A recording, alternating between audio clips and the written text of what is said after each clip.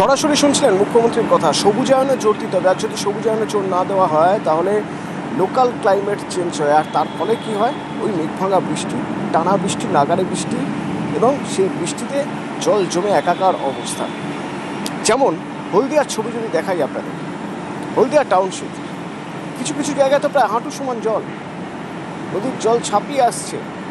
কি অবস্থা, কি অবস্থা হলদিয়ার দেখুন একবার। গতকাল থেকে আমরা হলদিয়ার ছবি দেখাচ্ছিলাম আপনাদের, হলদিয়া টাউনশিপ, এবং কিছু কিছু জায়গা দেখা যাচ্ছে কারখানায়, সেখানেও জল উঠে গিয়েছে।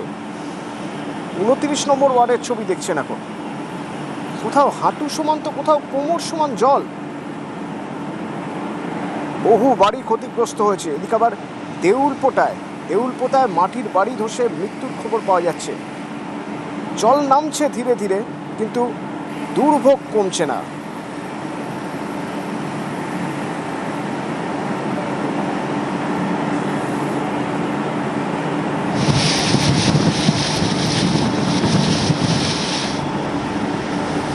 বেশ কিছু জায়গা থেকে উদ্ধার করে নিয়ে আসা হয়েছে রিলিফ সেন্টারে, ত্রাণ শিবিরে। সেখানেই খাওয়ার ব্যবস্থা, শুকনো খাবার, গুঁড়ো দুধ এবং পানীয় জল, সেটা সবচেয়ে বেশি জরুরি এই সময়, কারণ জল নামলেই শুরু হবে পেটের রোগ।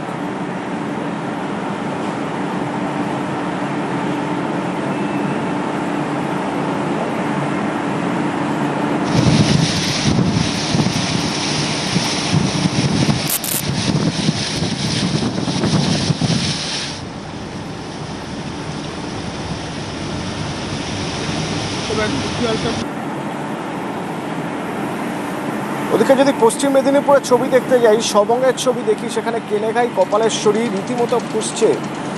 নদীর দুপার প্লাবিত, গ্রামে জল ঢুকেছে, বেশ কয়েকটি গ্রাম জলমগ্ন, প্রায় বনভাসী অবস্থা। বিঘার পর বিঘা জমি, রাস্তা জল থই থই, ঘর বাড়ি স্কুল সবই জলের তলায়। দিগ্বিজয় আছে আমার সঙ্গে। কি অবস্থা দিগ্বিজয়? দেখো, এখনো পর্যন্ত যেটা খবর পাচ্ছি এই মুহূর্তের, অল্প কিছু এলাকায় ধীরে ধীরে জল নামতে শুরু করেছে, তবে কিন্তু যে বিপদ সংকেত বা বিপদ সীমা ছিল সেটা কিন্তু এখনো আছে। পশ্চিম মেদিনীপুর জেলার সবং ব্লকের 5টি গ্রাম পঞ্চায়েত একেবারে জলমগ্ন হয়ে পড়েছে। একদিকে যেমন কেলেঘায় কপালেশ্বরী ফুঁসছে, ঠিক সেইভাবে লাগাতার বৃষ্টি হয়েছে, সেই জল কিন্তু ওপর থেকে নিচের দিকে নামছে। এই মিলিয়ে সবংয়ের যে গ্রাম পঞ্চায়েত গুলো রয়েছে সেখানে প্রচুর বাড়ি জলমগ্ন হয়ে পড়েছে। তাদেরকে ত্রাণ শিবিরে রাখা হয়েছে। এলাকাবাসী যেটা দাবি, কেলেঘাই কপালেশ্বরীর কচুরিপানা পরিষ্কার এবং সংস্কার না হলে এই জল যন্ত্রণা থেকে মুক্তি পাওয়া যাবে না। তবে যাতে কোনো রকম কোনো বড় অঘটন না ঘটে তার জন্য কিন্তু সবং ব্লক প্রশাসন নজরদারি রেখেছে পুরো এলাকায়। দিগ্বিজয়, ত্রাণ শিবিরগুলোর কি অবস্থা? দেখো, গতকাল ট্যুরিজম ডিপার্টমেন্টের অতিরিক্ত মুখ্য সচিব এসেছিলেন, জেলা শাসক এসেছিলেন, স্থানীয় বিধায়ক ছিলেন। তারা এই ত্রাণ শিবিরগুলি ঘুরে দেখেছেন। শতাধিক মানুষকে কয়েকটি ত্রাণ শিবিরে রাখা হয়েছে। তাদের পর্যাপ্ত জল, তাদের শুকনো খাওয়ার এবং দিন এবং রাতের যে খাবার, তার কিন্তু পুরো ব্যবস্থা করা হয়েছে বলে জেলা শাসক জানিয়ে গেছেন। ওকে, সবংয়ে এখন অবস্থা কাছাকাছি বিভিন্ন গ্রাম মোটামুটি জলের তলাতেই আছে।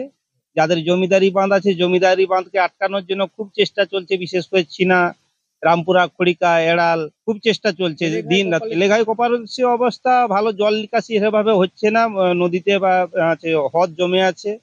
বিভিন্ন জায়গায় ঘোরা দেখা হচ্ছে, মানুষের সঙ্গে কথা বলছি। স্থানীয় প্রশাসন ম্যাটারটা নিয়ে অনেকটা কাজ করছে। যেখানে দরকার ওখানে খাবারের অ্যারেঞ্জমেন্ট, অন্যান্য যে ত্রাণ যেখানে যেখানে যা প্রয়োজন আছে, এখন যারা বাড়ি থেকে এখনো বেরোতে পারছে না, অতটা হয়নি কিন্তু বাড়ির ছাদের অবস্থা খারাপ আছে, ওইসব লোকের জন্য যথেষ্ট তারপরে দেওয়ার জন্য নির্দেশ দেওয়া আছে এবং জেলা থেকে পাঠানো হয়েছে। যেমন দরকার হবে আরও বেশি করে লোক এখানে রাখার জন্য আরও কয়েকটি স্কুল চিহ্নিত করেছে। কয়েকটি জায়গাতে মানে নৌকাগুলো ব্যবহার করার জন্য এবং ট্রাক্টরগুলো ব্যবহার করার জন্য বলা আছে।